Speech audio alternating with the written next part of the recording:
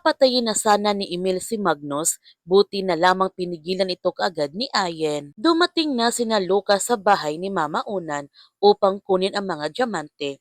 Ngunit lumaban naman si Mama Unan at binaril niya si Lucas at nagmamadali siya nitong tumakas. Pero natamaan na pala si Mama Unan kaya hindi siya makatakbo nito ng mabilis at naabutan nga siya ni Lucas at pinatay na nga ni Lucas si Mama Unan. Pinutol pa niya ang kamay ni Mama Unan upang mabuksan ang safety deposit box kung saan nakalagay ang mga diamante. Habang si Liam, binigyan naman siya ng misyon ni Emil.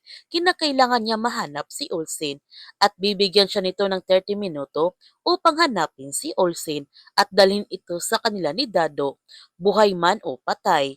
Kapag hindi niya nagawa ang kanyang misyon, ay papatayin nila si Luna at sasabog din siya nito. Kaya tumakbo na nga na mabilis si Liam upang hanapin si Olsen. Samantala, pinagalitan naman ni Emil ang kanyang anak dahil iniligtas niya si Magnus at nagpakatanga na naman ito. Sinabihan ni Ayen ang kanyang ama na ang usapan nila, gagantihan lang nila si Magnus, kukunin nila ang lahat ng pera nito.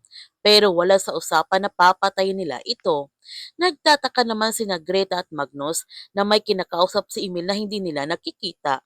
At matutuklasan na nga natin ang sekreto ni Emil na bali talaga ito dahil sa pagamatay na kanyang anak at isang multo na lamang ang nakikita at nakakausap ni Emil. Nung nakita ni Olsen ng 1,000,000 cheque sa kanyang ina, ang akala niya na nangutang ito sa kanila ni Magnus at Greta.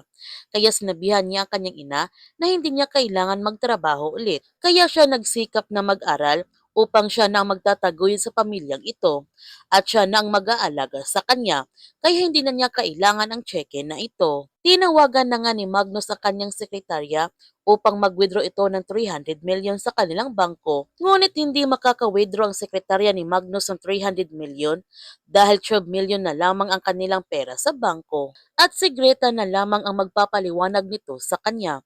Kaya naguguluhan si Magnus kung bakit gano'n na lamang ang kanilang pera sa bangko. Dito na kaya malalaman ni Magnus ang kalokohan ng kanyang asawa?